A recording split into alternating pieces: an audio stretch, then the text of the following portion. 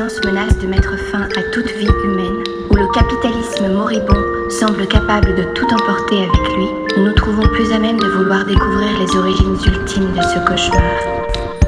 I think that's part of it too. I mean, if they really understood what was happening in Ireland, they would get themselves sorted out and stand on the right side here, because we identify very closely in our struggle for equality and our struggle against oppression. In fact, the whole inspiration of our civil rights movement 10 years ago came from the black movement of America. And it looks to us from where we stand at home that our people are being oppressed with the active assistance of our people. We find that very sad. But this is where, power comes into it. I mean, upper class men oppress both men and they oppress women. Every man oppresses women. I mean, they have the chance to oppress the women they marry, their daughters. Looking kind of beyond that, then it would suggest that you would want a complete change in society. Definitely. Class change. Definitely. Si résister à la culture dominante est la dernière chance de nous sauver, alors nous avons besoin d'une culture de résistance. Bonjour et bienvenue sur le podcast Floraison, le podcast pour un mouvement de résistance écologiste, libertaire et féministe. Nous rencontrons aujourd'hui Nicolas Jacquette. Nicolas, bonjour à toi. Bonjour. L'épisode d'aujourd'hui s'appelle Ni gourou, ni gourelle. On va parler de religion, de croyances, de communauté, de sectes, de recrutement, d'oppression et de dérives sectaires. Alors, c'est un peu particulier pour moi de discuter avec Nicolas aujourd'hui pour ce podcast. On se connaît depuis quelques années. Et on a une histoire un peu similaire sur certains points, des enfances qui se ressemblent assez. Car toi comme moi, nous avons été éduqués, endoctrinés, manipulés par une organisation religieuse appelée les Témoins de Jéhovah. Disons, organisation cultuelle. Pourquoi parler de ce sujet aujourd'hui ? Eh bien parce qu'un mouvement de résistance passe nécessairement par la constitution de groupes, d'une communauté, et qu'il est impératif de ne surtout pas tomber dans l'horreur que l'on appelle les dérives sectaires. Et de ne pas se laisser manipuler par nos croyances, par des groupes, des gourous, des gourelles, et de s'en méfier comme la peste. Nicolas, tu as écrit un livre passionnant qui décrit très bien les mécanismes religieux associés à ton expérience personnelle. Ce livre s'appelle Nicolas, 25 ans, rescapé des Témoins de Jéhovah, qui était édité aux éditions Ballant et qui est maintenant disponible en ligne. Je donnerai le lien pour que vous puissiez le mettre. Alors on mettra le lien et j'invite toutes les personnes intéressées par ce podcast à le lire parce que personnellement j'ai été frappé quand je l'ai lu par la pertinence de ton analyse et à quel point tu arrives à faire de ton expérience personnelle, de ton vécu, une analyse du système de croyances et de cette situation en particulier au sein des Témoins de Jéhovah, mais qui a une portée plus large. Pour la discussion d'aujourd'hui, je propose qu'elle s'articule en deux temps. Dans un premier temps, parler des Témoins de Jéhovah et des sectes, de leur fonctionnement, de leur organisation. Et dans une deuxième partie, nous essayerons de dégager quelques conseils et avertissements à destination de nos groupes de résistance, de notre mouvement, pour ne pas tomber dans les travers des religions et des dérives sectaires. C'est absolument mon programme. Peut-être que je commence par une petite présentation du contexte, d'où je viens, comment ça s'est passé, l'interaction avec les Témoins de Jéhovah, qui sont les Témoins de Jéhovah. Avec plaisir. Peut-être une bonne introduction. Pour me présenter, je suis né dans une famille Témoins de Jéhovah. Ma mère était convertie par sa propre mère, qui était la seule de sa famille à l'être, et mon père par des voisins de palier de son immeuble, et donc le seul de sa famille aussi à l'être. Ils se sont rencontrés dans la communauté. Moi-même et mes trois frères et sœurs sont donc nés et ont grandi dans ce mouvement. J'y ai passé 22 ans. À mon arrivée sur Paris, j'ai rencontré un certain nombre de personnes qui m'ont un peu ouvert les yeux. J'avais aussi des envies de sortie, j'imagine. Et à 22 ans, j'ai quitté le mouvement, bien aidé par des amis et par une association dont je parlerai un peu après, qui s'appelle l'ADFI. Enfin, à l'époque, ça s'appelait l'ADFI. Elle a un peu changé de dénomination dernièrement. C'était l'Association de défense et de la famille et des individus victimes de sectes, qui travaillait beaucoup sur l'enfance et sur l'aide aux familles confrontées à ce problème-là. Suite à cette sortie et au contact avec cette association, j'ai été en contact avec un membre du gouvernement qui travaillait sur la préparation d'une commission d'enquête parlementaire sur l'influence et les dangers des sectes sur les mineurs, notamment, à laquelle j'ai été invité à participer. J'ai donc témoigné devant cette commission d'enquête parlementaire. Et à la suite de ça, il y a eu beaucoup d'interventions radio, télé, journaux qui ont amené un éditeur à s'intéresser à mon histoire, sans savoir que j'avais déjà un livre que j'avais écrit. Ce qui a donné l'édition de ce livre dont tu parlais tout à l'heure, Nicolas, 25 ans rescapé, témoin de Jéhovah, qui a bien marché, mais enfin, c'est pas des succès littéraires. Hein. Les seuls qui s'intéressent à ce genre de littérature sont des gens qui sont confrontés aux problèmes. Donc on est vraiment dans un petit public qui d'un coup découvre avec effroi qu'un membre de leur famille est devenu témoin de Jéhovah et ne comprend pas ce qui leur arrive, donc cherche des informations et trouve en Fnac un livre et du coup se renseigne. Et ce livre m'a valu quelques procès de la part des témoins de Jéhovah. Mon témoignage devant la commission d'enquête parlementaire aussi. Je les ai tous gagnés. Et les témoins de Jéhovah ont été obligés de reconnaître lors du dernier procès qui était devant le Conseil d'État la véracité et l'honnêteté de mon livre. Donc c'était terminé. Plus de procès, plus de problème avec les témoins de Jéhovah. Ils avaient perdu leur bataille. Donc en fait, c'est des procès en diffamation qui disaient que tu racontais des bêtises. Oui, que je racontais des mensonges sur le mouvement.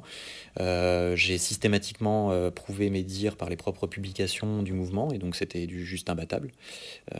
Étant donné qu'ils publient à des millions d'exemplaires chaque mois des revues, et que dans leurs propres revues, ils disent que tout ce qui est dit dans ces revues émane de membres dirigeants aux États-Unis qui sont sous l'influence directe de Dieu, que donc tout doit être appliqué à la lettre. Et donc je disais que la vie que j'avais vécue et les difficultés qui s'en étaient ressenties socialement, éducativement, au niveau des liens familiaux, au niveau de ma construction en tant qu'individu, de ma liberté, tous ces problèmes-là étaient émanés directement de consignes qui sortaient de leur revue. Et qu'ils disaient que ces consignes étaient divines, ils ne pouvaient pas se targuer devant un jury ou devant un juge ensuite que les seuls que n'étaient sujets à interprétation que les paragraphes qui posaient problème et que j'incriminais. Donc ils étaient pris au propre piège de leur propre publication. Du coup, même si donc ça a été des étapes sûrement ennuyeuses, tous ces procès, peut-être tu pourras nous en parler plus tard, mais donc finalement ils ont confirmé que tout ce qui est dans le livre est factuellement vrai, et tant mieux, du coup on peut se baser là-dessus. Il sert d'ailleurs dans des procès, notamment dans des affaires familiales, lorsqu'il y a des conjoints qui divorcent et qu'un des deux conjoints est témoin de Jéhovah, étant donné qu'il est focalisé sur la condition des enfants et que certains conjoints essaient de valoriser pour obtenir la garde des enfants que l'enfant ne mènera pas une enfance sereine et ni un développement affectif et intellectuel et social harmonieux dans une famille témoin de Jéhovah. Mon livre sert d'outil dans le cadre de ce genre de procédure. Alors peut-être qu'on va commencer par définir un peu qui sont les témoins de Jéhovah, parce que souvent on a une idée un peu fantasmée ou floue, on fait des blagues sur eux, enfin on a l'habitude de les connaître parce qu'ils frappent à la porte, on sait pas trop, des gens un peu bizarres ou parfois des gens très gentils. Peut-être qu'on peut voir d'où ça vient en fait, comment ça a commencé, comment ils s'organisent. Alors les témoins de Jéhovah, c'est un mouvement qu'on appelle millénariste parce qu'il pense qu'il y a une fin du monde qui va être proche et qui va régler le sort de l'humanité et que seuls les témoins de Jéhovah vont survivre. L'origine des témoins de Jéhovah, c'est un mouvement d'origine chrétienne qui est dans la suite d'une longue lignée de schismes chrétiens. Les chrétiens sont sortis de la religion juive. Dans les divers mouvances chrétiennes qui sont sorties à cette époque-là, les catholiques sont ceux qui ont pris le pouvoir et qui ont pris le lead sur le nombre de petits groupements chrétiens qui se sont créés. Des catholiques sont sortis les protestants se sont exportés aux États-Unis, des protestants sont nés les adventistes, et le fondateur des témoins de Jéhovah, qui s'appelait Charles Taze Russell, dans l'histoire officielle des témoins de Jéhovah, était l'un des élèves les plus doués de Barbour, qui était l'un des pionniers de l'adventisme aux États-Unis. Ils se sont engueulés sur une histoire de prophétie, sur une histoire de retour des saints, et Russell a pris une partie des disciples de Barbour et a créé un mouvement qui s'appelait les étudiants de la Bible. Il en a fait une maison d'édition en vendant la boutique qu'avaient ses parents, et c'est devenu une maison d'édition dont les VRP étaient les adeptes, donc les étudiants de la Bible qui faisaient du porte-à-porte. Et c'est vraiment l'activité de porte-à-porte des témoins de Jéhovah est née à cette époque-là. On peut préciser les dates, donc c'est fin des années 1800, ouais. Début des années 1900, on est vraiment dans cette période-là. C'est un mouvement qui a vraiment un siècle à peine. Et au moment où Charles Taze Russell est décédé, il avait déjà créé une société qui était assez efficace et plutôt prospère. Il avait une idée assez précise de qui devait lui succéder, et au sein de ce mouvement, il y avait un homme qui s'appelait Rutherford, que Russell détestait, mais Rutherford a politiquement fait un véritable putsch au sein du mouvement, a récupéré la présidence du mouvement, et à peine cela fait, l'a rebaptisé Témoins de Jéhovah, en a redéfini un certain nombre de dogmes, et un certain nombre d'adeptes de Russell qui n'étaient pas d'accord avec cette prise de pouvoir ont créé un mouvement annexe qui s'appelle les Russellistes. Donc déjà un autre mouvement à dérive sectaire est sorti des étudiants de la Bible à cette époque-là. Le mouvement des témoins de Jéhovah est né avec Rutherford, et à sa mort, un certain nombre de ces adeptes qui ont voulu rester dans sa dynamique ont créé un autre mouvement qui s'appelle les Amis des Hommes. Donc on voit en fait que cette construction des témoins de Jéhovah procède d'une espèce de lignée de grandes chaînes schismatiques qui est assez naturelle en fait dans les croyances. Lorsqu'un mouvement se développe et que le nombre d'individus qui le composent augmente, il est obligé à un moment donné de se construire politiquement.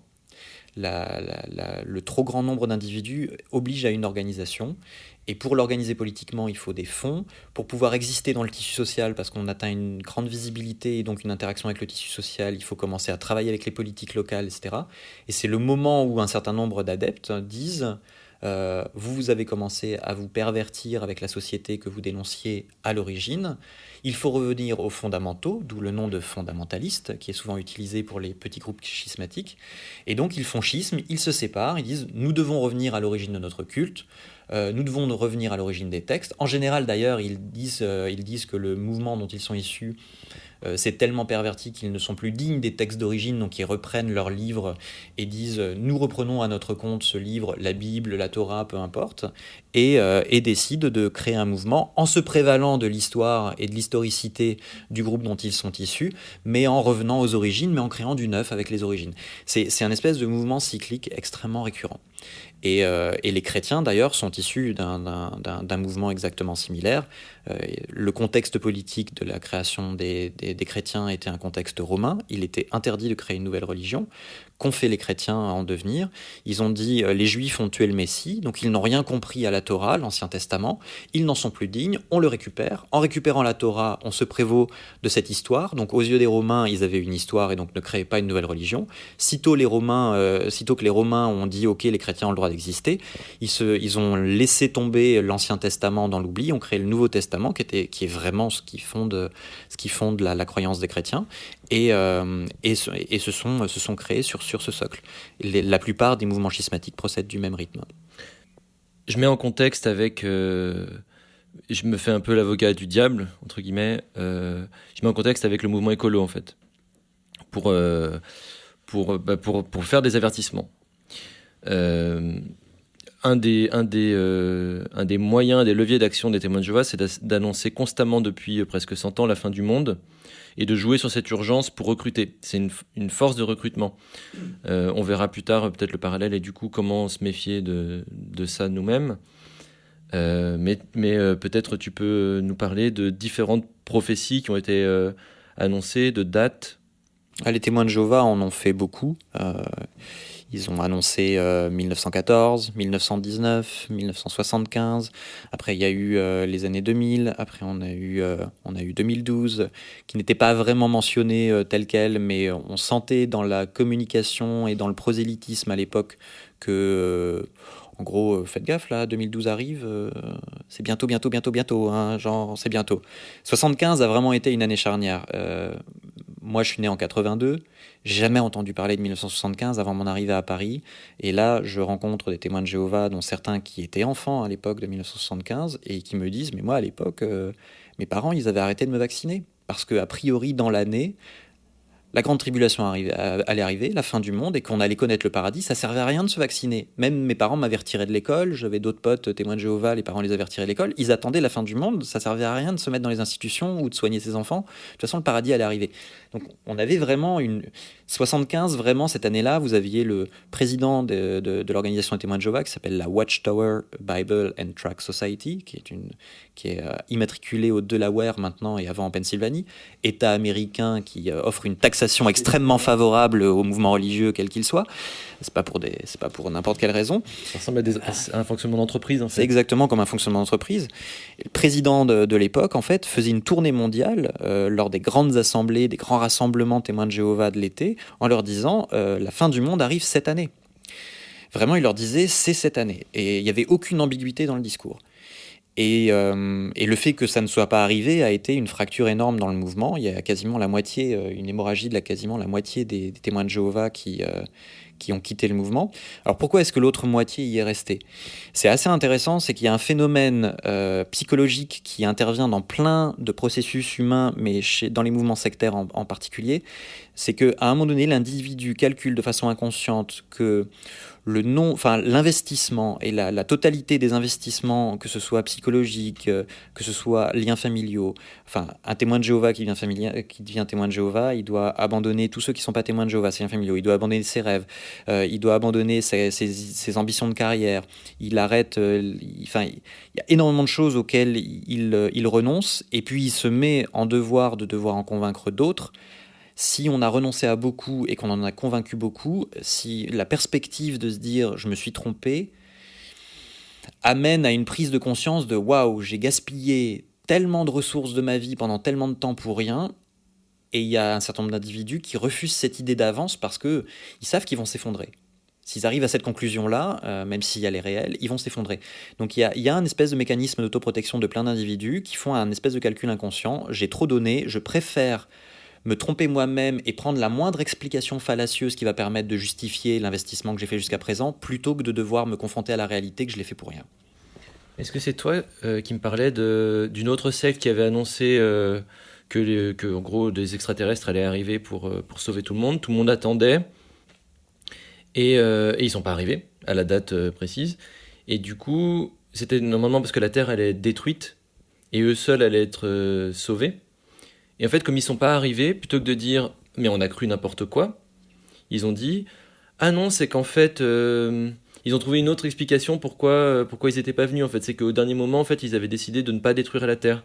Ils le rationalisent sous une autre forme qui permet de ne pas remettre en question tous les sacrifices personnels qu'ils ont faits sur leur propre vie. » Les témoins de Jéhovah font exactement la même chose. Après 1975, le président qui avait fait la tournée mondiale leur a dit « ça n'est pas arrivé parce que vous l'attendiez ». Et on ne peut que remercier Dieu, en fait, de nous avoir laissé davantage de temps pour convaincre davantage de personnes de devenir témoins de Jéhovah et d'être sauvés. En fait, c'est pas que c'est pas arrivé, c'est que Dieu est miséricordieux, en fait. Il nous a laissé plus de temps. Et puis il a dit, mais en fait, c'est une très bonne leçon pour tout le monde. Ouais, pour massifier, ouais.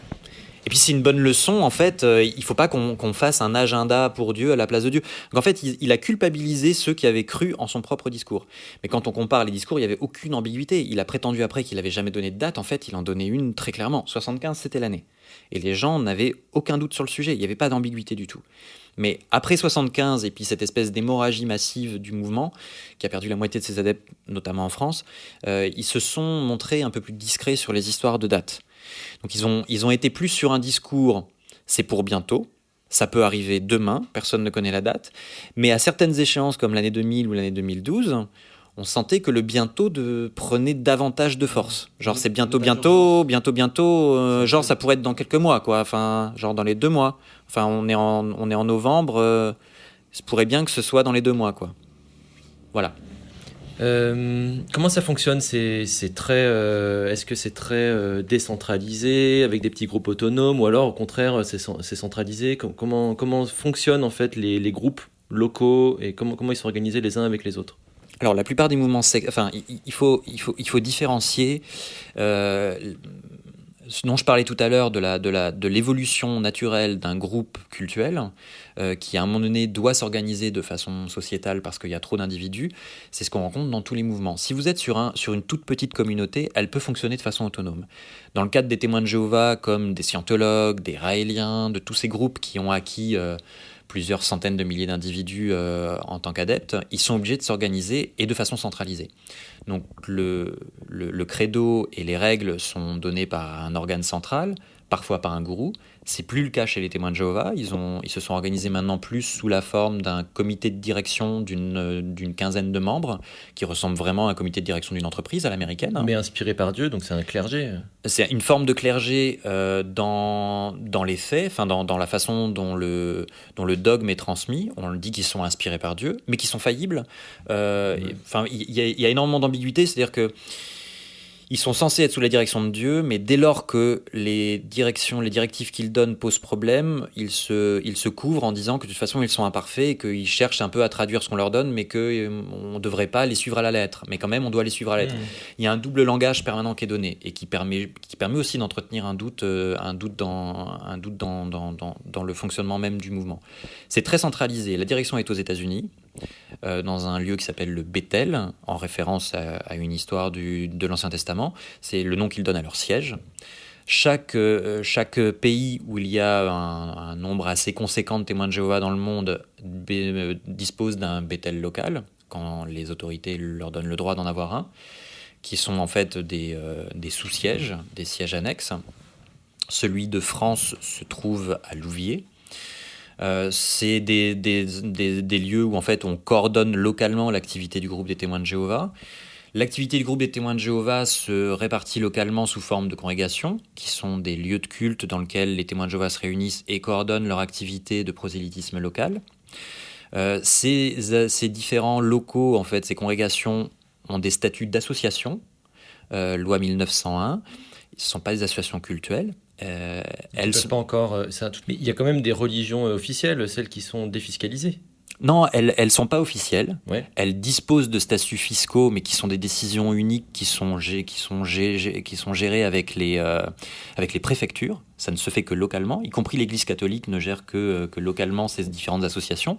Parce que vous avez l'Église catholique et ses différentes manifestations, par exemple, ce sont des séries d'associations qui fonctionnent localement et qui représentent différents cultes, différentes façons. Enfin, l'Église catholique est très plurielle aussi dans la façon dont les cultes y sont pratiqués. Vous avez beaucoup de communautés différentes. Elles ont aussi, elles, des statuts d'association. Certaines ont réussi historiquement à obtenir l'association loi 1905, qui leur donne un statut fiscal particulier. Mais ça demande, enfin, la plupart des nouvelles qui le demandent ne l'obtiennent pas, en fait. Il y a une espèce de statut historique qui leur a été donné au moment de la séparation de l'Église et de l'État. Il y avait une espèce d'historicité qui a fait qu'ils ont pu en bénéficier, mais les nouvelles associations cultuelles qui veulent l'obtenir ne l'obtiennent en généralement pas, sauf des décisions préfectorales locales. J'aimerais mettre en parallèle ce que tu dis avec un texte de Sébastien Faure, les anarchistes, ce qu'ils sont et ce qu'ils ne sont pas.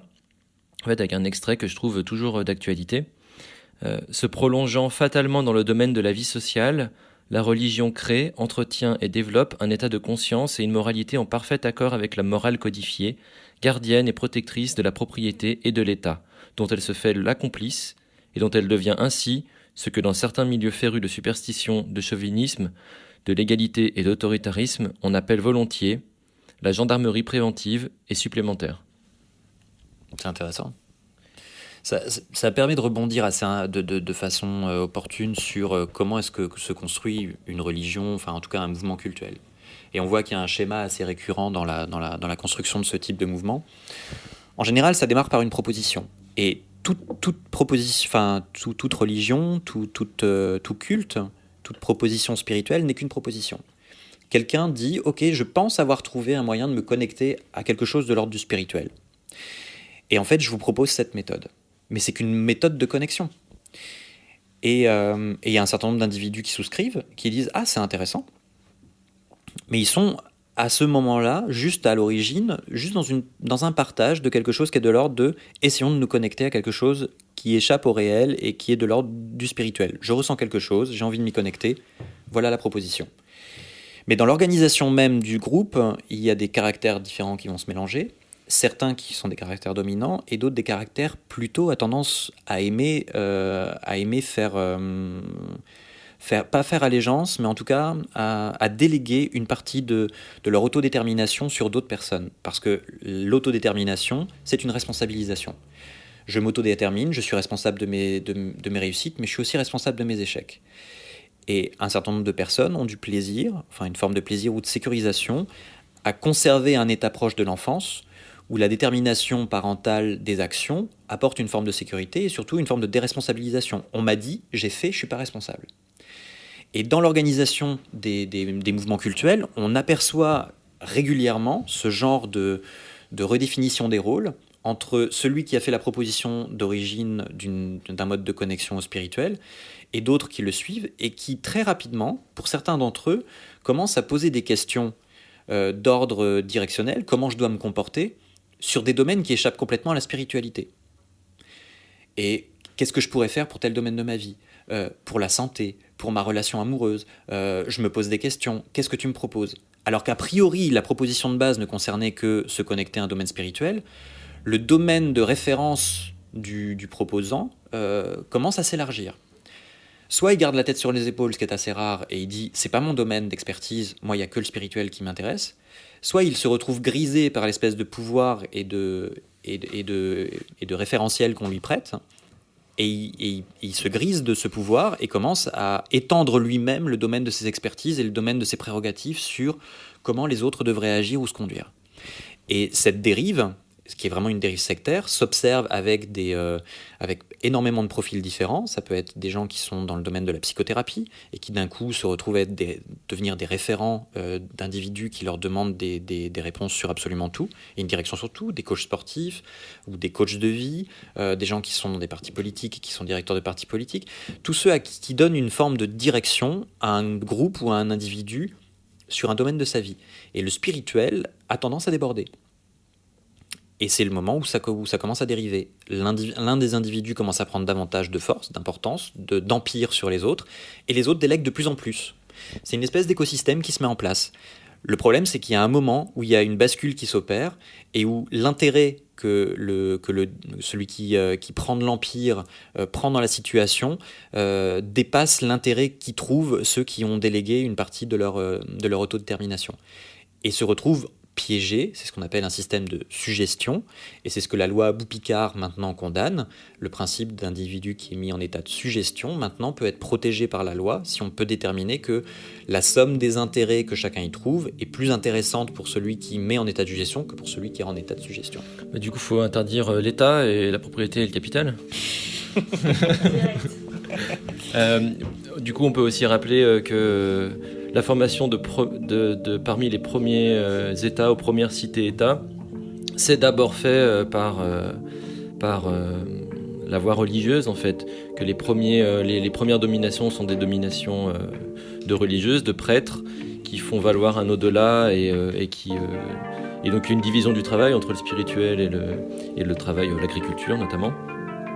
Et que petit à petit, ces prêtres ont besoin d'élire un roi pour aussi justifier leur pouvoir en fait dans le réel, dans le monde d'ici-bas, mais que finalement les premiers rois, les premières dominations sont d'abord des dominations religieuses, notamment on peut citer l'Égypte, les prêtres religieux qui font des conseils et puis pour éviter de se faire concurrence les uns les autres, forment un culte pour s'unifier, se coder et préserver les apparences aussi de légitimité parce que la concurrence est mauvais pour le business et on le retrouve aussi sur le marché du travail et sur les capitalistes aujourd'hui.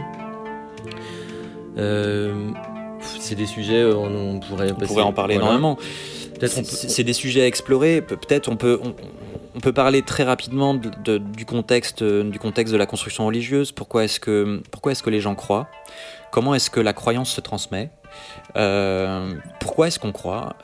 Quels sont les phénomènes, les mécaniques mentales qui se jouent en fait dans la croyance ? Parce que c'est passionnant. Il y a plusieurs choses qui se mêlent. D'une part, il y a une question de physiologie et de construction du cerveau. Par principe, en fait, et c'est notamment, enfin, moi je l'ai vécu en tant qu'enfant, grandissant dans un environnement témoin de Jéhovah, avec un enseignement qui était dicté par le groupe, qui était imposé à mes parents et qui m'a été donné, et qui a construit l'individu que j'étais à cette époque-là. J'ai été construit sur ces bases.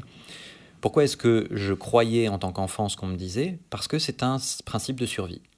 C'est une mécanique de survie animale qu'a l'être humain. L'enfant, entre 0 et 8 ans, doit croire ce que ses parents lui disent, parce que s'il doit tout questionner, tout remettre en doute, il ne va pas survivre. Si ses parents lui disent « si tu t'approches de la falaise, tu risques de tomber » et que l'enfant dit « je ne te crois pas, je vais vérifier », il meurt. Et donc la quasi-totalité, même la totalité des informations qui sont données à un enfant par ses parents vont être considérées comme une vérité de survie. Et si dans ce lot d'informations données par les parents, il y a des informations d'ordre cultuel, Dieu existe, il faut agir de cette façon-là, la fin du monde va arriver, l'enfant va l'intégrer dans son modèle de survie comme faisant partie des informations de base nécessaires à sa survie et donc à sa construction.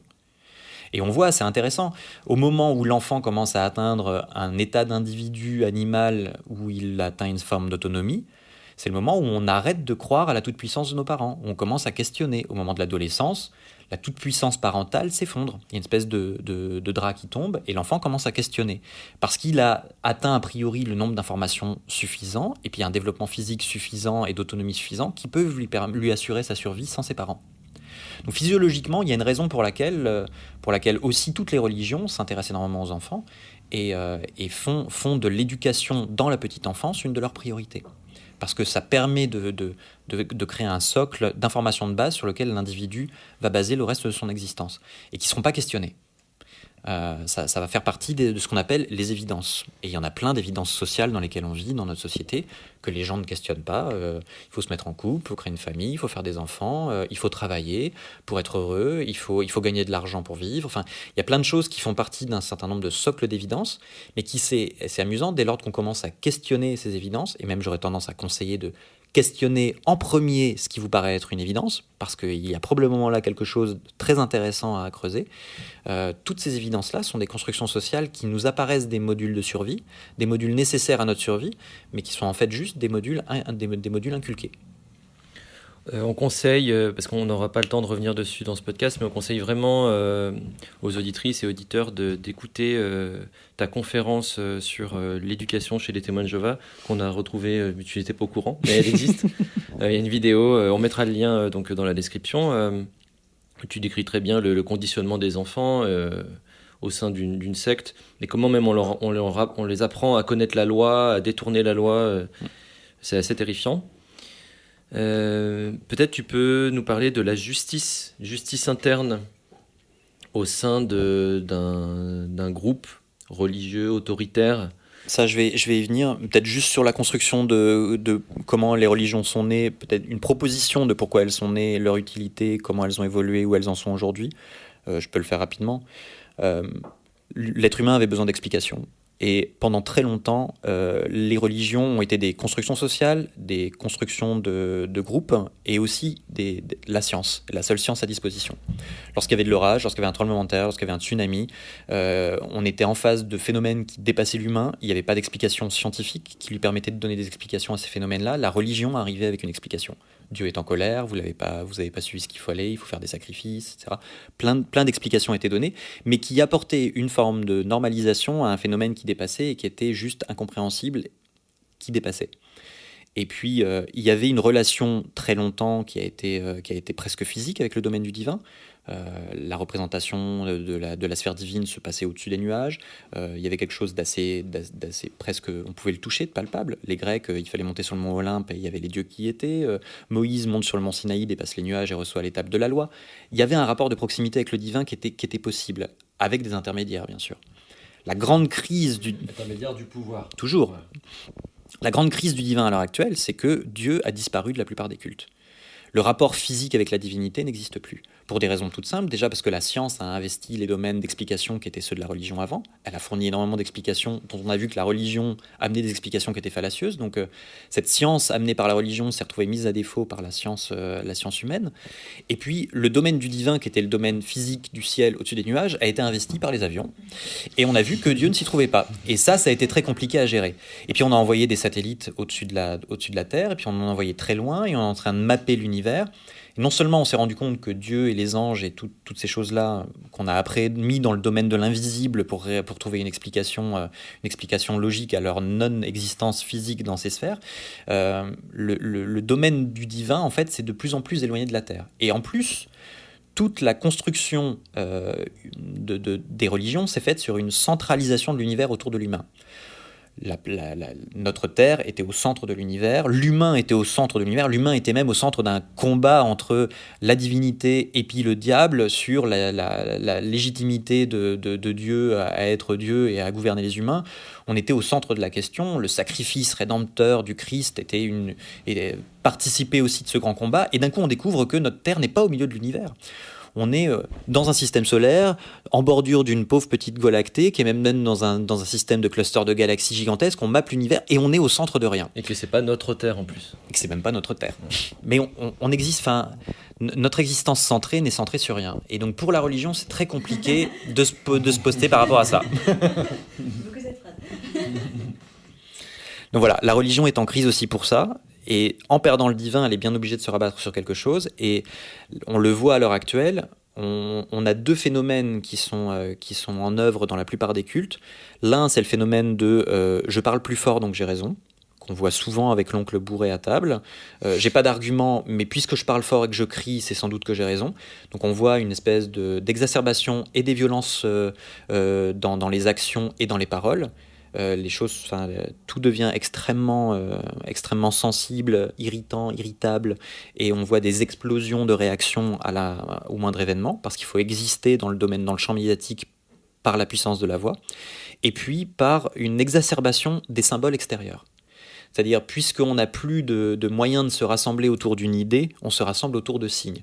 Donc on voit que la plupart des groupes maintenant se définissent leur identité par rapport à la façon dont ils s'habillent, par rapport à leur langage, par rapport à leur rite, alors que l'habit, le langage et le rite ne sont a priori, dans l'origine des cultes, que des moyens de connexion.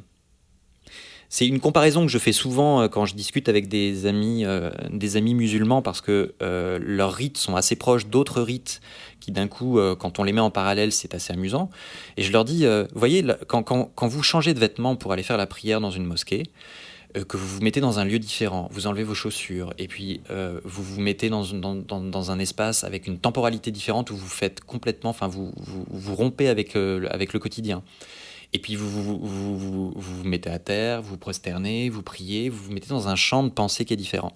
Et quand je vais faire des arts martiaux, je fais exactement la même chose. Quand je vais faire de l'aïkido, je me mets dans une autre tenue, je vais sur un tatami, je salue le tatami, je me mets en zazen, je me mets dans un état de pensée différent pour rompre avec le quotidien. J'essaie de me connecter avec un autre espace-temps, j'essaie de me connecter avec autre chose.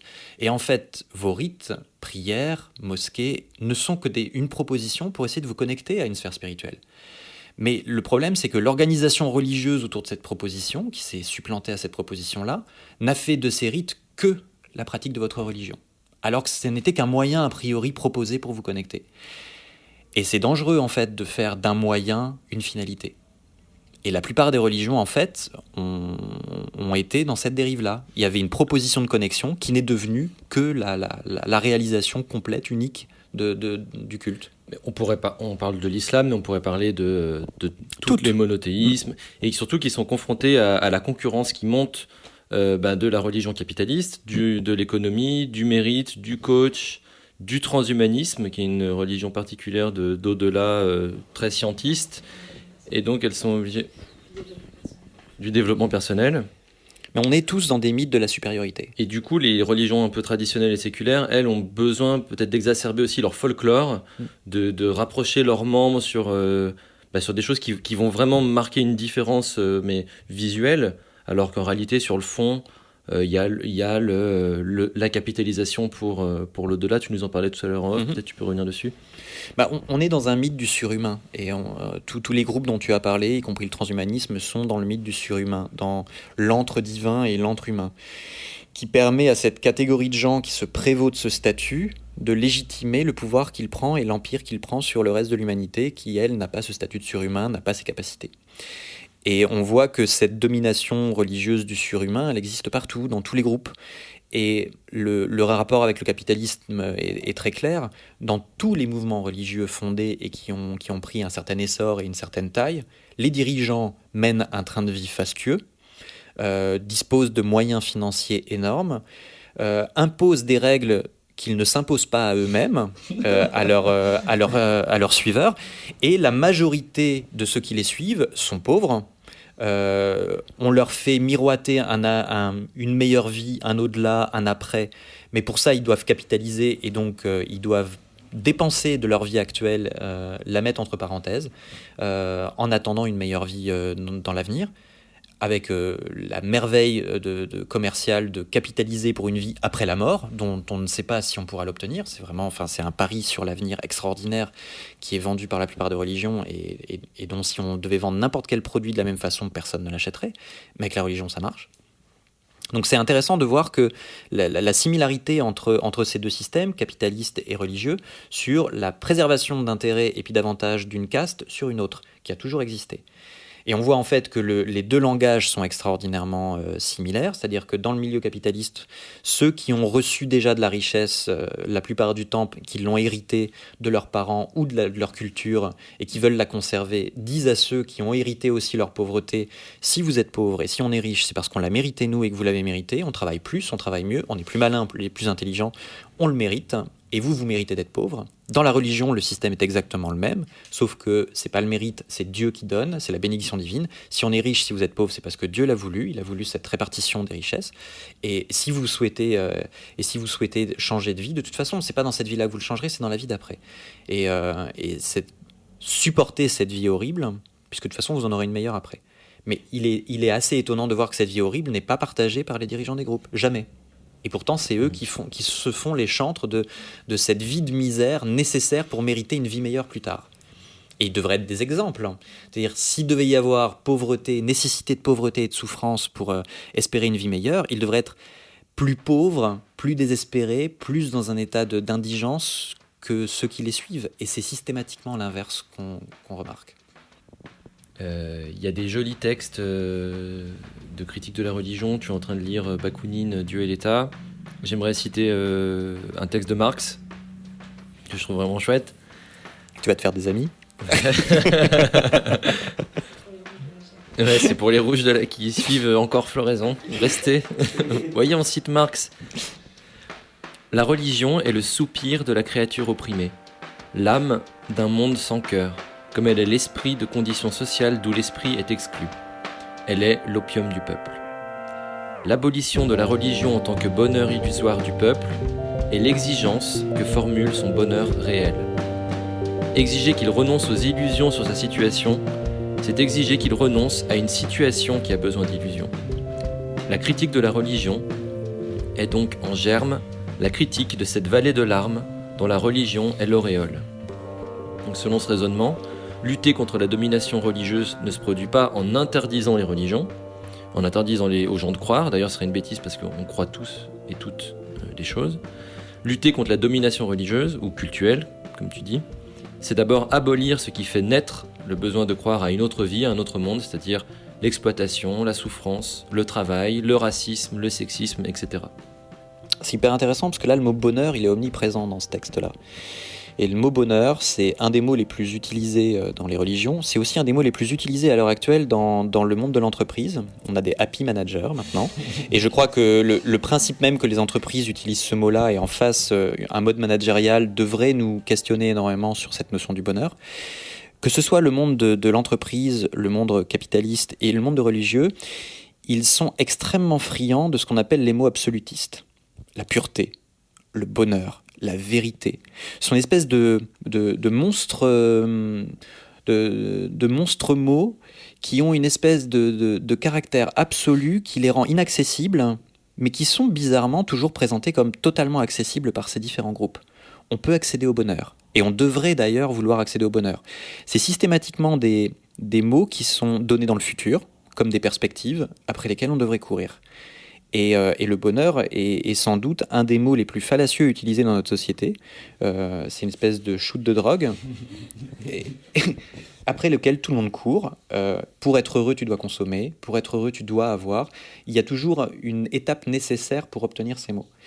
Et à l'inverse, et c'est un de mes mots les préférés, la sérénité est un état de satisfaction de ce qu'on possède et de ce qu'on a, et de trouver dans l'environnement qui nous est proche des sujets de satisfaction. Alors que le bonheur est toujours un manque pour atteindre le bonheur.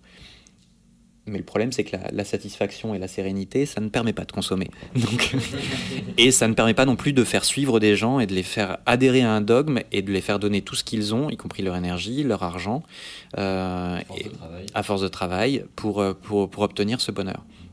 Ce qui, pour revenir aux témoins de Jéhovah, arrive à un des sujets intéressants aussi de la manipulation sectaire et qu'on trouve aussi dans le monde de l'entreprise, ce qu'on appelle le love bombing, qui est une méthode pour convertir des nouveaux adeptes, où quand un membre, enfin un individu arrive dans le groupe pour la première fois, il va être entouré d'amour, de démonstrations d'amour exacerbées, telles qu'il ne peut pas en connaître parce qu'elles n'existent pas de façon naturelle dans le monde normal, et il va être tellement impressionné intérieurement, physiquement, par ce débordement d'amour, cette générosité dans l'effusion des sentiments, que ça va devenir une preuve qui va lui être donnée, comme quoi c'est un groupe spécial, que ça montre bien le caractère spécial de ce groupe-là, et que s'il y a un groupe qui a la vérité, c'est bien là, parce que regarde, est-ce que tu as déjà été aimé de cette façon-là ailleurs dans le monde, y compris dans ta famille? Non, parce que ça n'existe pas. Ce débordement d'amour est totalement orchestré, organisé, instrumentalisé, et surtout, à partir du moment où l'individu va montrer des signes concrets qu'il souscrit au mouvement sectaire, ce débordement d'amour va disparaître instantanément. Et on va le lui repromettre, ce shoot d'amour, pour de nouvelles étapes où il va se souscrire encore plus dans le mouvement sectaire. Et je les ai connus à plusieurs reprises. Enfin, moi, j'ai pas eu ce débordement d'amour à ma naissance parce que j'étais pas capable de le voir. Mais j'ai participé à ce genre de love bombing avec des nouveaux arrivants dans les congrégations. Oh, une nouvelle tête. Je l'entourais. J'étais super amical. Est-ce que tu veux t'asseoir à côté de moi? Je te montre dans ma Bible. Je te montre dans mon cantique. Est-ce que tu veux que je vienne te... Enfin, vraiment, on devait entourer de tous les soins le nouvel arrivant pour qu'il se sente comme dans un nouveau cocon familial. Et cette question de cocon familial n'est pas non plus anodine, puisque dans la plupart des mouvements religieux ou sectaires, on voit une utilisation d'un vocabulaire qui tende à recréer une cellule familiale au sein du mouvement pour remplacer la famille naturelle.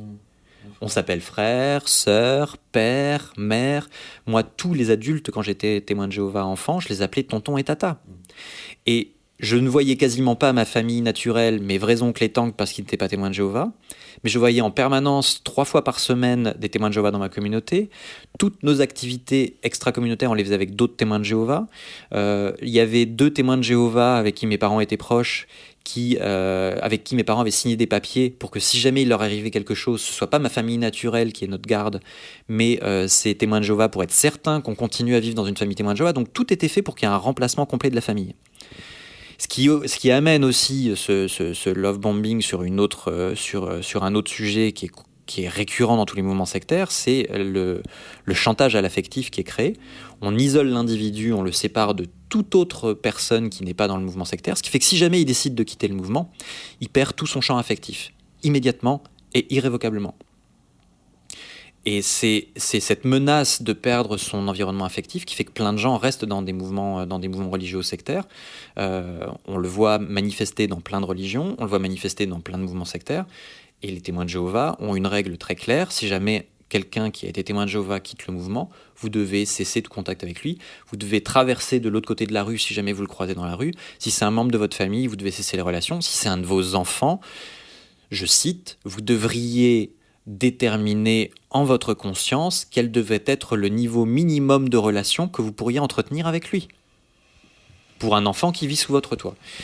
Donc voilà, et ce traitement qui est réservé à l'individu qui a sans doute découvert le poteau rose du mouvement, donc il ne faut surtout pas que ça filtre, c'est un système de protection du mouvement pour éviter que les informations contradictoires puissent filtrer dans le mouvement. Et la seule protection, c'est l'exclusion. L'exclusion du monde entier, c'est-à-dire que si on limite le mélange avec d'autres idées, on va limiter le nombre de confrontations du dogme et de ses incohérences avec d'autres réalités. Et si un membre du mouvement découvre une réalité différente et découvre que le mouvement est fallacieux sur un certain nombre de points, l'exclure va permettre d'éviter à ces idées de se répandre au sein du mouvement. Donc c'est vraiment un système de protection. Et quand tu parlais d'un certain nombre de dérives dans des mouvements même politiques ou des mouvements écologistes, etc., on retrouve ce genre de système d'autoprotection du mouvement par exclusion des idées différentes, par exclusion des autres façons de penser, parce que ça permet de protéger l'idée et de protéger le dogme. est-ce que tu peux nous parler un petit peu de la justice au sein des témoins de Jéhovah et puis dans d'autres sectes que tu as étudiées, quand il y avait par exemple une agression physique, sexuelle dans un groupe témoins de Jéhovah, comment ça se passe? Comment est-ce que les victimes sont prises en charge? Quelle est la procédure par rapport au groupe? La question de la justice, elle est très problématique dans la plupart des mouvements à dérive sectaire et dans la plupart des mouvements religieux aussi, parce que on est très clairement dans un antagonisme entre deux questions, la sauvegarde de l'individu et sa protection, et les intérêts du groupe. Et lorsque ces deux questions se retrouvent en conflit, dans les mouvements sectaires et dans les religions, c'est l'intérêt du groupe qui prime, et pas l'intérêt de l'individu.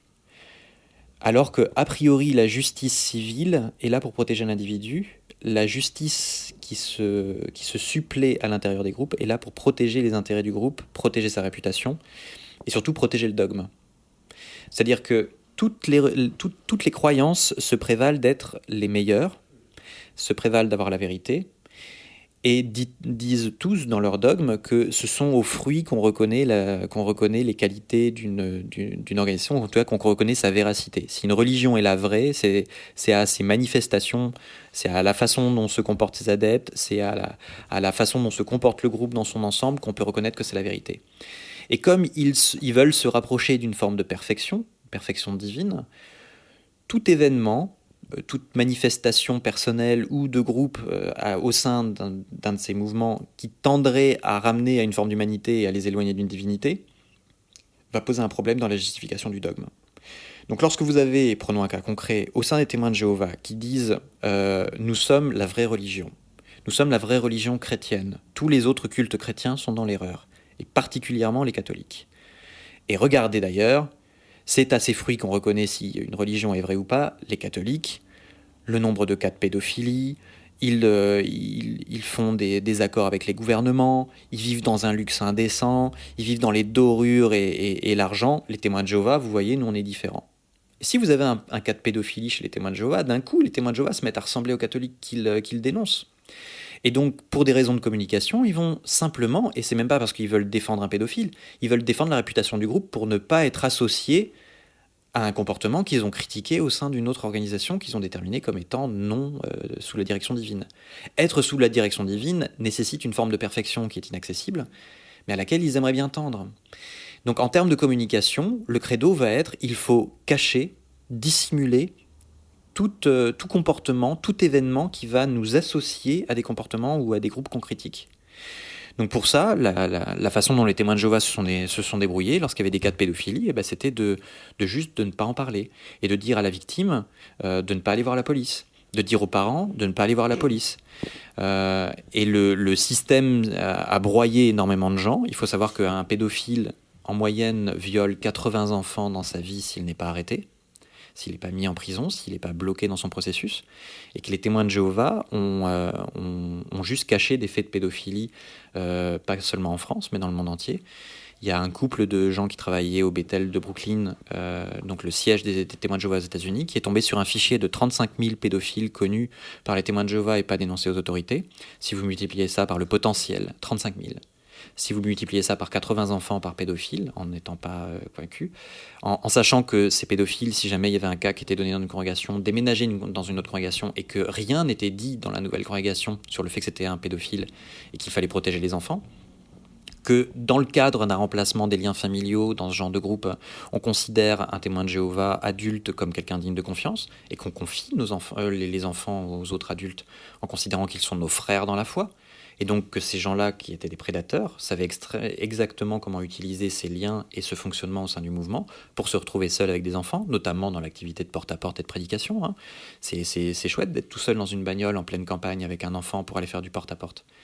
Et il y a plein d'enfants qui se sont fait violer de cette façon-là, ou lors d'études, parce que plein d'enfants font des études avec d'autres adultes que leurs parents au sein de la communauté, et certains ont utilisé ça pour abuser d'eux. Que les enfants, a priori, leur voix ne comptait pas en face d'un adulte aimé et estimé dans la congrégation. Donc quand un enfant allait voir le seul référent qui lui était donné, c'est-à-dire un des anciens de la congrégation, parce qu'aucun référent dans le monde extérieur n'est crédible pour un témoin de Jéhovah. Moi, les professeurs, les médecins, etc., n'étaient pas considérés comme des gens dignes de confiance, puisqu'ils n'étaient pas témoins de Jéhovah. J'avais appris à ne considérer comme gens dignes de confiance que les témoins de Jéhovah. Donc, si j'avais un problème, qui allais-je voir? Des anciens de la congrégation. Comment étaient-ils choisis, les anciens de la congrégation? Sur la base de leur allégeance aux règles du système et pas sur une quelconque maturité. Aucun ancien de congrégation n'a de formation juridique, n'a de formation psychologique, n'a de formation pour s'occuper d'enfants, pour s'occuper de cas d'abus sexuels. La seule clé qui les amène à ces responsabilités, c'est ils sont obéissants. Obéissants à quoi? Aux règles du groupe. Donc au moment où ils se retrouvent devant un cas pareil, ils sont tous pris de court. Si un enfant vient les voir et vient leur dire « j'ai été abusé sexuellement par un adulte de la congrégation », déjà, par principe, ils vont se dire « c'est faux, c'est pas possible ». Enfin, je connais cette personne, je la vois 3 fois par semaine, je l'aime, c'est quelqu'un que j'estime, c'est pas possible. Surtout si en plus cette personne-là a des responsabilités dans la congrégation, qu'il est lui-même un ancien, donc qui a priori il est divinement, il reçoit de Dieu cette responsabilité parce qu'il pourrait pas être ancien si Dieu l'avait pas souhaité. Du coup c'est pas possible. Donc déjà premièrement la parole de l'enfant est mise en doute. Et en général, il est remis dans les pattes de son agresseur. Si jamais d'aventure l'agresseur reconnaît avoir fait cet agissement-là, ou que l'ancien croit l'enfant, on va instruire un procès en interne de l'agresseur, rien ne sera déclaré aux autorités, et en général, ça se termine par demander à l'agresseur de présenter ses excuses à l'enfant qui l'a agressé, et demander à l'enfant de pardonner à son agresseur au nom de l'esprit chrétien. Mais il n'y a aucune dynamique d'éloignement qui est faite. L'enfant va continuer à vivre aux côtés de ses agresseurs, parce que la plupart des agressions sexuelles se font dans le cadre familial ou dans le cadre proche. Donc on va renvoyer l'enfant auprès de son agresseur, qui va se refaire réagresser et subir des traumatismes hallucinants. Et donc comme tu disais, c'est parce que le groupe trouve sa force dans une certaine image de pureté et un culte de l'autorité, qu'il est obligé de préserver en fait les apparences de pouvoir, qui ne remet pas en question, qui ne va pas prendre soin des victimes. C'est même pas une question de pouvoir, c'est vraiment une question de réputation, c'est-à-dire qu'on va dire à la victime, si tu vas voir la police, ça va rejaillir sur le nom de Jéhovah, ça va rejaillir sur le groupe, tu peux pas faire ça au groupe.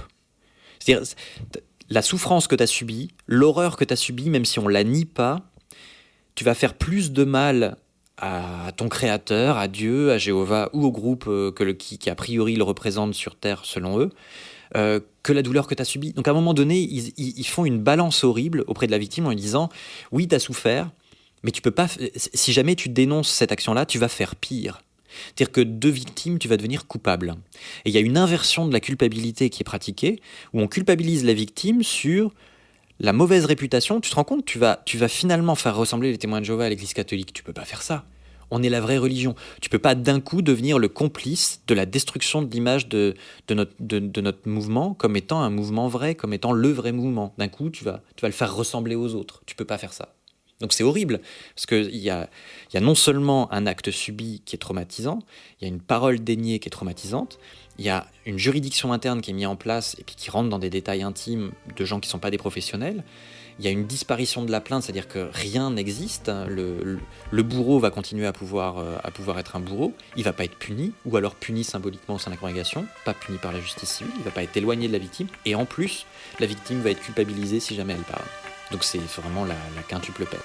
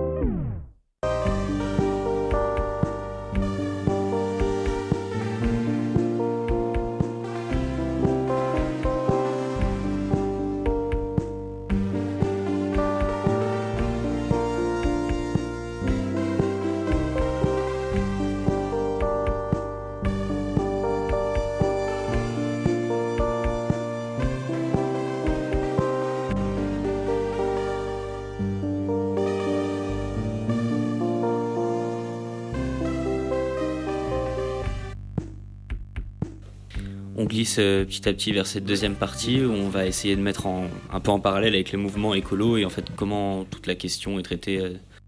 Moi j'ai écouté avec attention tout ce que tu as dit Et j'ai essayé de relever un peu des points dans ton discours, donc dans ce que tu as réussi à pointer dans les dérives sectaires.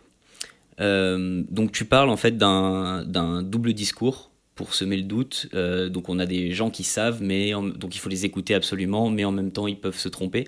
Moi ça me fait beaucoup penser aux experts, chroniqueuses, etc. qui martèlent des chiffres à la télé en fait sur le changement climatique. Tu as parlé aussi de la menace d'une fin et peut-être d'un salut pour certaines personnes qui seront sauvées. Ça me fait beaucoup penser au discours survivaliste et effondriste de la collapsologie. Tu as parlé d'une déresponsabilisation. Donc on m'a dit, moi j'ai fait ma part, j'ai fait ce qu'on m'avait dit de faire, donc ça va. Ça me fait beaucoup penser au Colibri, à Alternativa et des mouvements comme ça en fait qui individualisent en fait le problème en chaque individu, comme si on avait tous la même part de responsabilité et comme si on pouvait piocher dans les solutions qu'ils proposent et qu'ensuite ça allait. Tu as parlé aussi de la façon dont en fait l'idéologie pour se propager s'intéresse aux enfants. Moi j'ai fait partie toute l'année en fait d'une association qui se revendiquait de l'éducation et de la transition culturelle. Et j'ai bien vu comment on allait parler aux enfants et finalement en faire un peu des petits flics de l'écologie, en fait, qui donc, par rapport au discours que nous on leur apportait, eux peuvent éduquer leurs parents.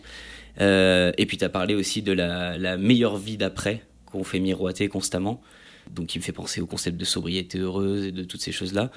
Mais aussi au niveau de l'État, en fait, des taxes et des restrictions. Donc vous allez vous serrer la ceinture encore un peu plus, être encore un peu plus dans la servitude, mais c'est parce que après ça va aller mieux, on va réussir à arriver à des émissions zéro et tout ira mieux. Voilà, c'est un peu les choses que j'ai pointées qui pour moi font parallèle entre les dérives sectaires et la façon dont est instrumentalisée la question écologique. Il y a aussi un autre point qu'on n'a pas abordé, mais où tu vas y trouver des parallèles aussi. C'est la question de la violence avec laquelle la plupart des croyants réagissent lorsqu'on met en question une de leurs croyances. Et je pensais que c'était dû à la force de leurs croyances, et je me suis rendu compte que ce n'était pas du tout la raison de leur violence. C'est que tout croyant croit parce que quelqu'un de confiance lui a donné une information. Et qu'au moment où on questionne la croyance, on ne questionne pas l'information, on questionne le lien de confiance. Exactement procédant de cette espèce de socle qui est celui avec lequel on grandit enfant, qui est un socle a priori de concepts qui vont nous permettre de sécuriser notre vie. Ce sont des informations sur lesquelles on peut tabler, on peut s'appuyer dessus, elles nous ont été transmises par des gens de confiance, on n'a pas besoin de les questionner, on peut avancer dessus. Mais si vous commencez à questionner une seule de ces informations-là, vous questionnez celui qui vous a transmis l'information, mais du coup vous questionnez par la même toutes les informations potentiellement qu'il vous a transmises.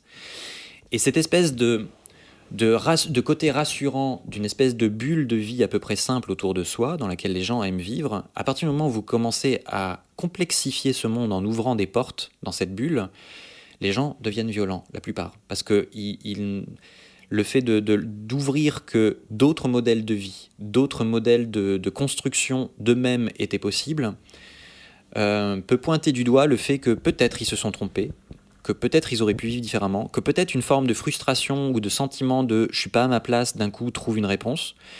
Et du coup, il y a une véritable violence dans la réaction à « j'ai perdu du temps de vie », la personne en qui j'avais confiance m'a trompé, j'ai un sentiment de trahison.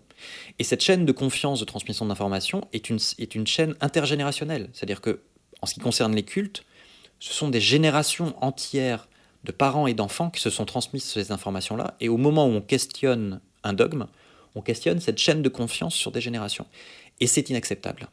Pour l'individu, c'est inacceptable de questionner ce lien. Et je pense que dans un certain nombre de mouvements où il y a des dogmes aussi, même des mouvements écologistes où il y a une forme dogmatique qui est donnée, le questionnement de l'information devient un questionnement du groupe et puis de celui en qui on a eu confiance, parce qu'on a aussi une question de fierté personnelle. On a un énorme ego qui est pris dans ces questions, dans ces fonctionnements-là.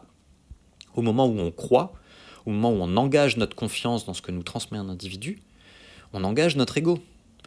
Et devoir reconnaître qu'on s'est trompé, qu'une information est fausse, qu'on a donc cru de façon un peu trop facile, un peu trop crédule à un autre individu, remet en question notre ego et notre capacité de jugement et notre capacité à estimer la valeur d'une personne, de la relation de confiance qu'on a construite avec elle, etc. Donc il y a beaucoup de choses qui se mêlent dans la croyance, quel que soit le sujet, dans la transmission d'une information de confiance et dans la façon dont on va s'en faire le relais et dans notre capacité à remettre en question ces choses-là.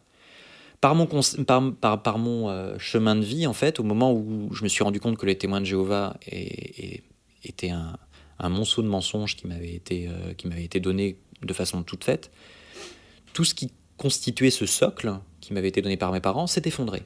Je me suis retrouvé littéralement, à ce moment-là de ma vie, dans un environnement blanc. J'avais l'impression d'être dans cette scène de Matrix où Neo se retrouve dans cette pièce vide à l'infini. Il n'y avait plus rien sur lequel je pouvais m'accrocher.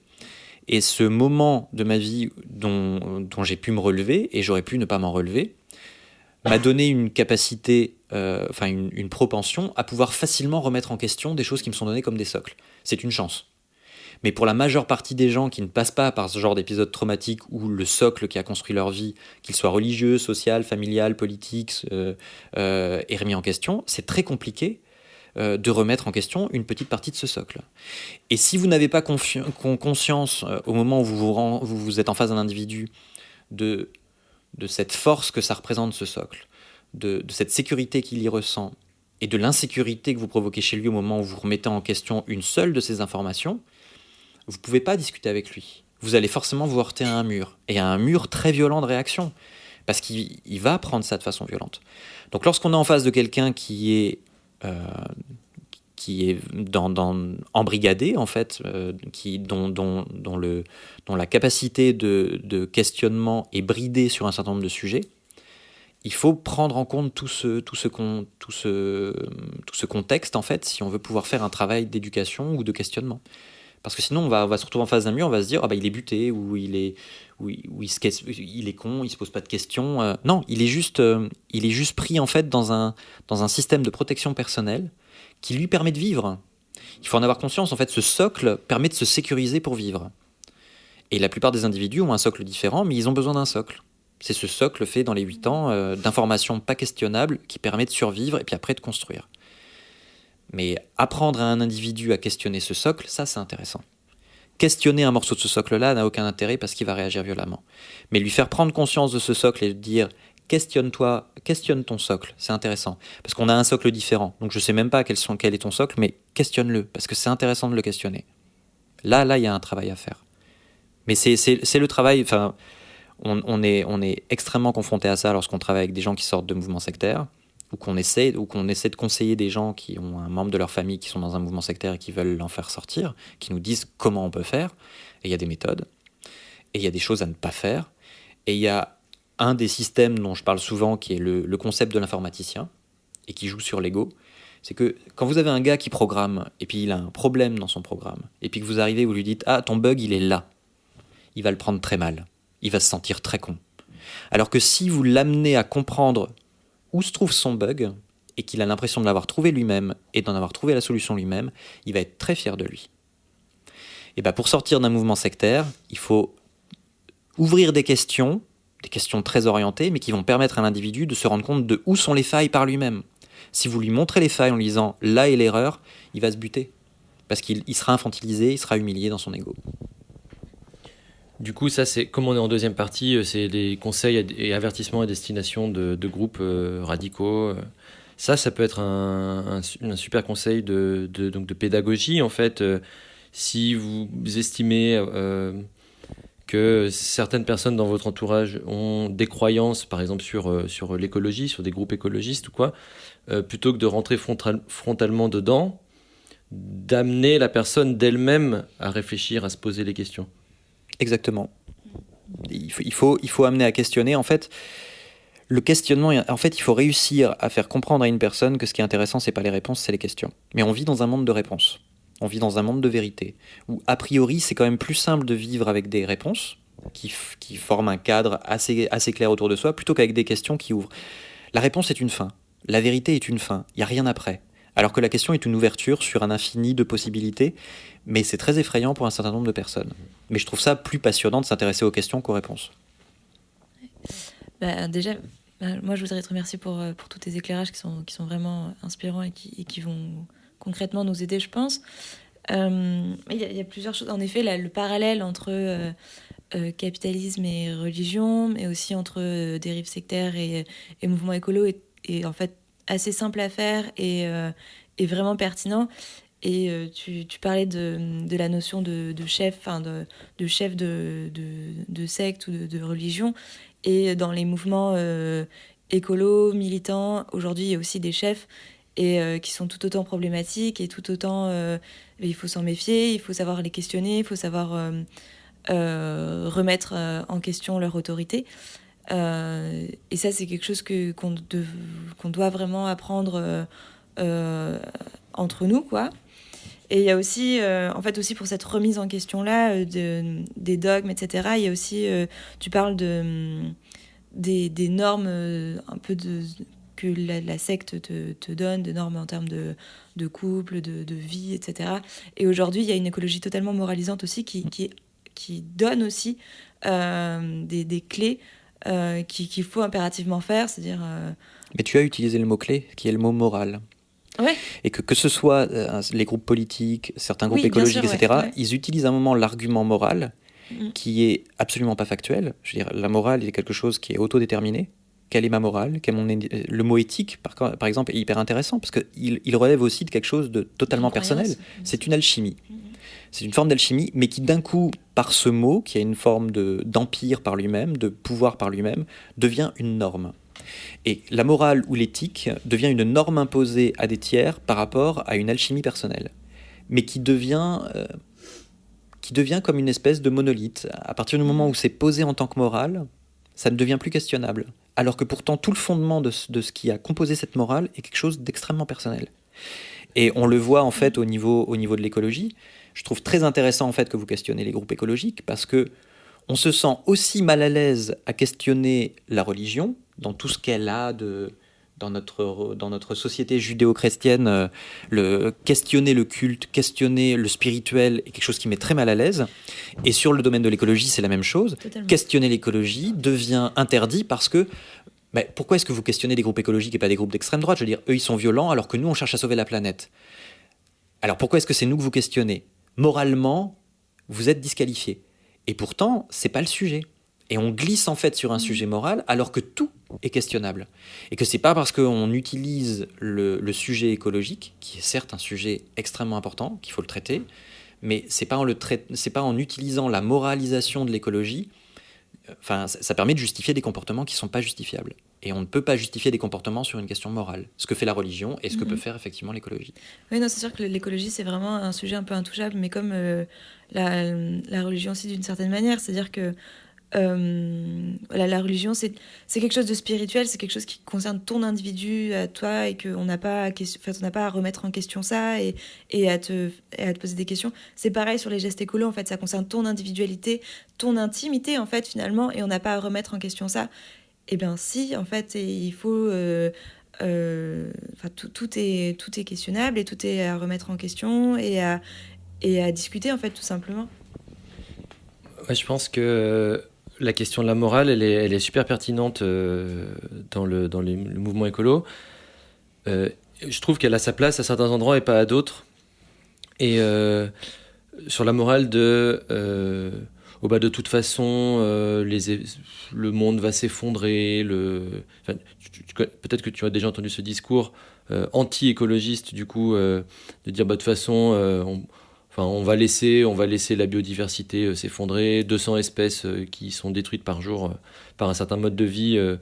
Après tout, on n'y peut rien, l'humain est comme ça. Je pense que là, on peut jouer sur la morale en disant, on peut aussi dire qu'on n'a pas le droit de laisser faire ça, se dire c'est notre morale.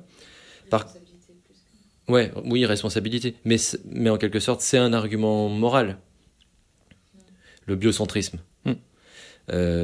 Mais s'en méfier, ne pas justifier, ne pas naturaliser un certain ordre, une certaine autorité de ça. Là où nous, vraiment, on est sensible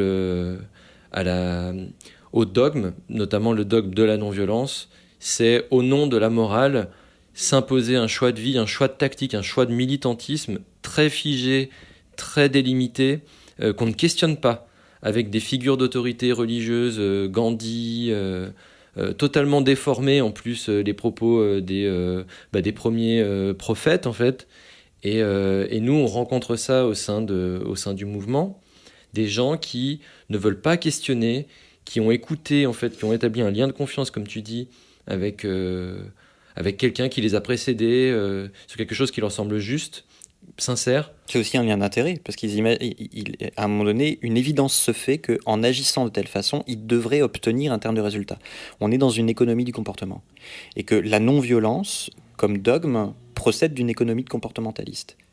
On fait un calcul intérieur qui fait qu'on décide d'adopter un comportement pour obtenir un résultat. Et inversement, c'est quelque chose que, évidemment, on porte sur le dogme de la non-violence, mais évidemment, cette critique s'applique aussi à certains groupes radicaux, notamment dans certains Black Blocs, et Dupuy-Derry en parle très bien, de gens qui ne jurent au contraire que par d'autres formes de tactiques beaucoup plus risquées, beaucoup plus violentes, beaucoup plus agressives. Dans les deux sens, en fait, le dogmatisme, le manque de recul, le fait de s'enfermer dans une croyance, c'est une calamité. Et c'est une critique qui est valable à la fois pour les radicaux et pour des personnes plus modérées. Moi, j'adore discuter avec toi de tout ça parce que ça nous met en garde contre les dérives sectaires et les dangers du communautarisme, des communautés. Et pourtant, on ne veut pas non plus faire totalement peur en fait aux gens qui veulent résister, qui veulent entrer en résistance, parce que malheureusement, on a besoin de former des groupes, des communautés soudées, puisqu'on sait qu'on a des adversaires très très puissants en face, donc il faut qu'on soit solidaires les uns les autres, les unes avec les autres. Et comment faire parce que voilà, nous dans d'autres podcasts on donne des conseils pour recruter, pour s'organiser, pour comment faire, et comment se protéger en fait des dérives du groupe tout en formant des groupes. C'est un sujet très complexe. La réponse, c'est qu'il n'y a pas de réponse. C'est qu'à partir du moment où on commence à vouloir généraliser une réponse et faire un modèle de fonctionnement, c'est précisément là où en fait le groupe dérive. C'est-à-dire qu'à partir du moment où on nie l'individualité, où à un moment donné on décide qu'on va devoir globaliser une forme de comportement pour obtenir un objectif, et qu'on va être obligé d'interdire les comportements dits déviants, que ce soit des comportements violents ou des comportements non violents, parce que les groupes ultra-violents ne veulent pas de la non-violence et inversement.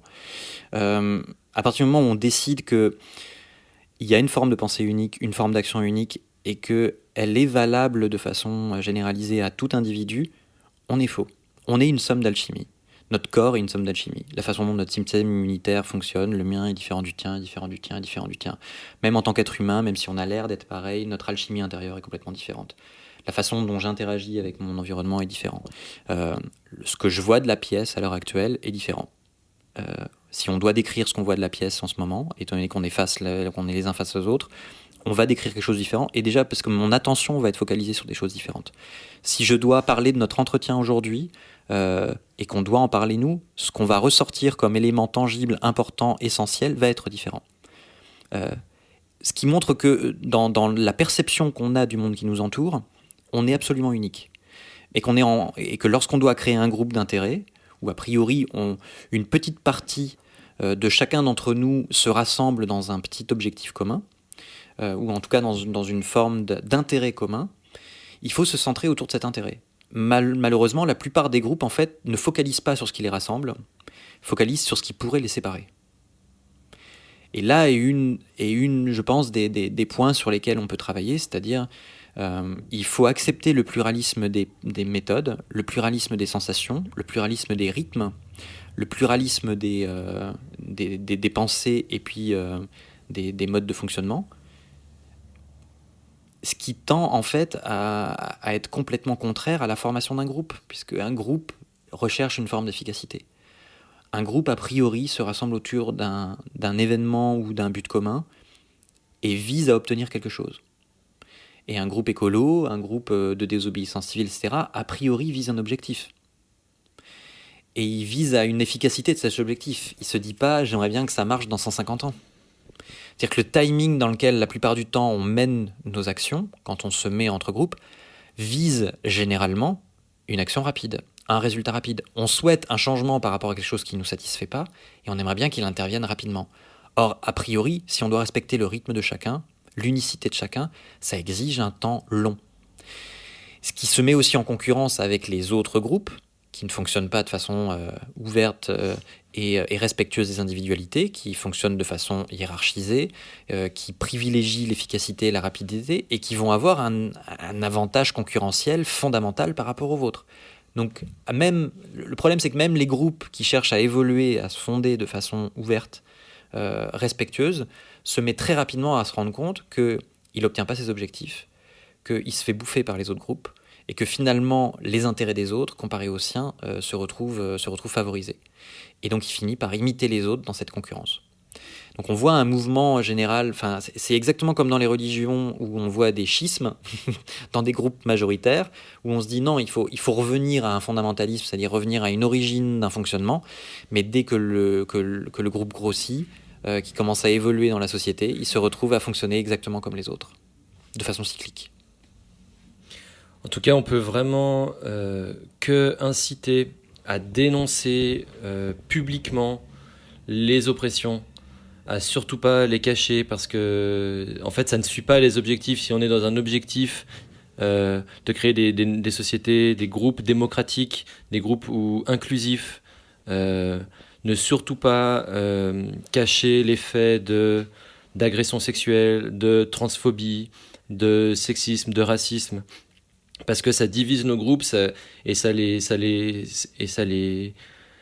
centre autour de personnes très problématiques et qui vont pouvoir agir, faire leurs oppressions, toute leur violence privilégiée, puisque ces groupes qui ne peuvent pas faire appel à la justice étatique, puisqu'ils sont en conflit direct avec l'État, ils vont pas pouvoir recourir à la police, au service de la police. Du coup, pour ça, on a quand même plusieurs expériences de justice interne, etc., qui fonctionnent, notamment la justice zapatiste, qui se fonde pas sur une criminalisation, etc., une pénalisation, mais du coup qui mettent en lien véritablement et qui construisent une justice propre, et ça, c'est important.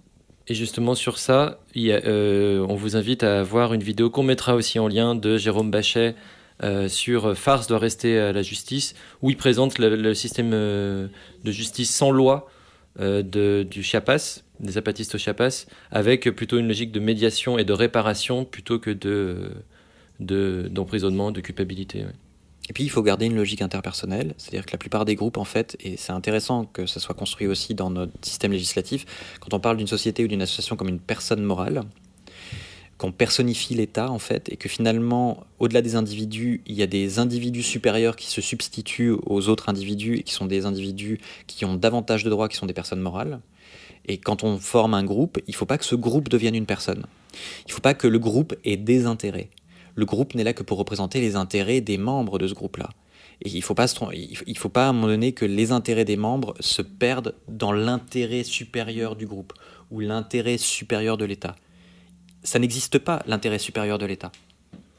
L'État est une construction qui est là pour mettre à l'abri et pour sécuriser les citoyens. Mais lorsqu'on parle de l'intérêt supérieur de l'État, on suppose que l'État est une personne dont l'intérêt doit se substituer à l'ensemble des citoyens qu'il est pourtant là organisé pour protéger. Et la plupart des groupes, en fait, décident à un moment donné que le groupe a un intérêt qui supplante celui de ses individus. Et ça, c'est sans doute un des dangers. Et à partir du moment où un groupe commence à se construire en disant il y a un intérêt supérieur au groupe par rapport aux individus et qui décide, par exemple en cas d'agression, de décider de taire un fait parce que ça risque de porter préjudice au groupe et qu'il vaut mieux porter préjudice à l'individu qu'au groupe, là ce sont des dérives. Je vais, comme tu es en train de lire Dieu et l'État, c'est typiquement le sujet que la religion de l'être suprême, qui serait en fait le Dieu État en fait, et dont le clergé sur terre serait les députés en fait, les représentants du peuple, mais à la fois de l'être suprême qui est l'intérêt général. Par contre, moi, je souscris pas du tout à cette vision comme quoi l'État est là pour protéger les citoyens, pour protéger les gens, mais plutôt pour protéger l'ordre établi. C'est ce qui est marqué dans le texte, en fait. Ce que je dis, c'est qu'il y a une vraie d'accord. dichotomie entre ce qui est amené comme objet a priori de l'État, qui est organiser les citoyens entre eux et les sécuriser. Mais en fait, on le voit avec l'utilisation de mots comme l'intérêt supérieur de l'État, que c'est complètement dévoyé, que ce sens premier, en fait, n'est pas du tout appliqué, et qu'il y a juste une personne qui se substitue aux individus, et pour qui, en fait, l'intérêt prévaut. Et si dans des groupes, cette reconstruction d'un intérêt supérieur du groupe par rapport aux individus commence à se faire jour, c'est là où il faut être vigilant et dire attention, l'individu est central. Ouais. Et les individus, tous les individus ne sont pas la somme des individus. Chaque individu doit trouver une forme de sérénité ou une forme de contentement dans le fonctionnement du groupe. Alors, ouais, donc du coup, 2 choses. Méfions-nous de l'être suprême, qui est la religion républicaine, et je ne l'invente pas, tout le monde peut vérifier. L'homme providentiel. Ouais, oui. Le aussi. concept de l'homme providentiel. La vertu, par exemple, pour Jean-Luc Mélenchon, qui fait appel en fait à ce concept de Rousseau là, de l'intérêt général, de vraiment quelque chose de figure supérieur, morale, de surhumain. Et nous sommes des individus, mais nous ne sommes pas seulement des individus. Et c'est cette tension en fait. Un groupe de résistance n'est pas une somme d'individus, c'est aussi un groupe. En fait, il faut se méfier du libéralisme qui ne voit la société que comme une somme d'individus, en faisant totalement abstraction de ce qui relie les individus à des structures impersonnelles comme le marché, qui les met en concurrence les uns avec les autres, des groupes, des classes, des rapports, des classes les unes entre elles et des classes avec des structures impersonnelles comme le marché. Et du coup, c'est une tension permanente entre tout ça pour privilégier dans un groupe pour mener ses objectifs en tant que groupe de résistance et de transformation sociale sans rendre malade, sans nuire aux individus. C'est une balance à trouver qui est très fine. Il faut trouver, c'est un équilibre, mais il y a pas moyen de le trouver. En fait, cet équilibre fluctue en permanence. Mais il y a un fantasme global qui est partagé par la plupart des humains à essayer de trouver un système qui résoudrait. Mais il y a pas de... Il est impossible de résoudre le système, en fait. Le système est une balance fluctuante permanente et il faut en permanence travailler sur un équilibre. On est un humain qui est un être qui tient en équilibre de façon miraculeuse et la façon dont nos systèmes fonctionnent est une forme d'équilibre. Et dès lors qu'un individu ou un groupe d'individus dit « j'ai une réponse uniformisante qu'il faut appliquer parce que c'est la seule possible », là, il faut avoir un warning absolu et une alarme et dire « oh là, non, je souscris pas. On peut parler de proposition, mais en fait, je crois que le signe, et c'est souvent ce qu'on dit sur les mouvements cultuels, le signe qu'un mouvement cultuel serait intéressant, ce serait un mouvement cultuel qui dit on vous propose une forme de connexion, et vous êtes les bienvenus si vous le faites, et vous êtes les bienvenus si vous le faites pas. En fait, le fait d'être welcome et d'être bienvenu pour toute personne, y compris celle qui décide de faire autrement que la proposition, c'est un signe plutôt de salubrité d'un groupe.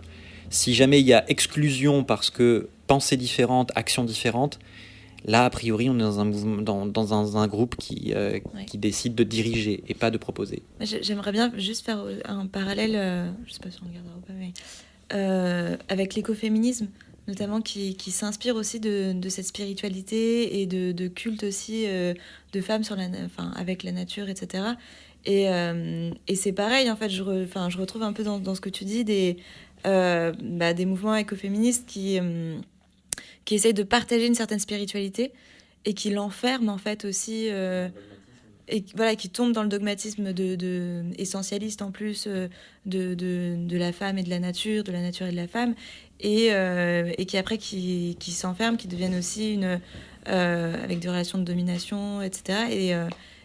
Et je trouve que c'est aussi important de dire que il y a des mouvements, il y a beaucoup de mouvements écolos qui se fondent aussi sur une spiritualité très dogmatique aussi, et qu'il faut...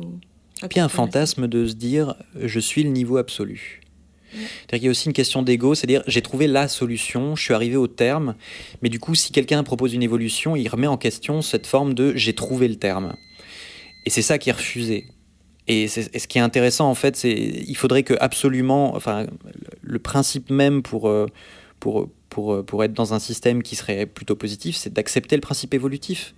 C'est-à-dire que l'évolution nécessite la remise en question. L'évolution nécessite le fait de questionner et puis de proposer de nouvelles formes d'organisation. En plus, alors là, c'est vraiment la critique qu'on peut faire de nos mouvements radicaux, des mouvements desquels on s'inspire, des écrits desquels on s'inspire, c'est qu'ils prétendent, ou en tout cas ils sont pour nous, pour l'instant, un peu le terme ça y est, on est revenu à la racine, on est en train d'essayer de comprendre d'où proviennent vraiment, quelle est la base de tout. Et c'est clairement ça, on est un peu dans une position où toute personne qui viendrait discuter avec nous et qui n'a pas fait ce chemin-là, on se dit et il n'est pas encore arrivé, quoi. Et donc c'est une vraie autocritique qu'on peut se faire là-dessus, je pense. A priori, on a raison jusqu'à preuve du contraire. C'est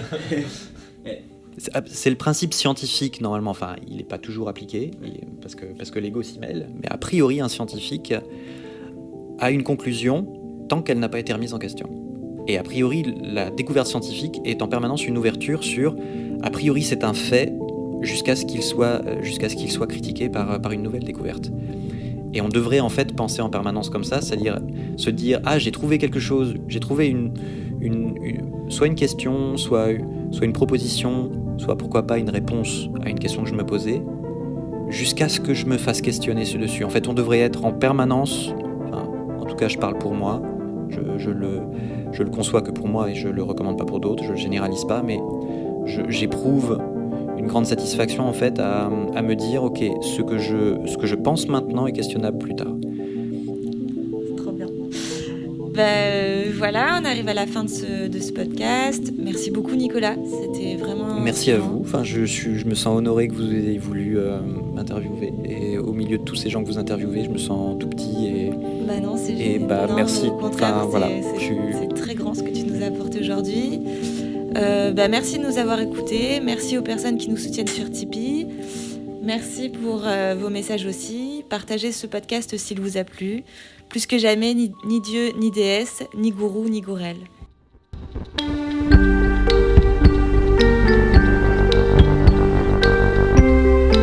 But when people fight, that is something. It does grab the attention, and it should, because it's real stuff. It isn't just this symbolic game of, it makes me feel good, I have my sign and stuff. Well, I don't care about that. If it was not ineffective, I would much rather have a nice, polite, peaceful, nobody is put in danger, nobody gets hurt, no one gets arrested, nobody gets hit on the head by a cop, and not even a window is broken. Ideal, except it doesn't work that way. Il faut pas oublier que la première des violences, c'est celle que mon frère a subie. Aujourd'hui, la France est dans un délit de justice. On n'a pas le droit, on n'avait pas le droit de tuer mon petit frère. Mon frère n'avait pas le droit de mourir le jour de ses 24 ans. Ça fait 2 ans que mon frère a été tué. Les gendarmes n'ont toujours pas été mis en examen. C'est cette violence-là qu'il faut dénoncer. La violence appelle à la violence. Nous sommes devant les systèmes les plus puissants qui sont l'État et la justice, qui ont déclaré la guerre à la famille Traoré, qui ont fait des soldats malgré nous.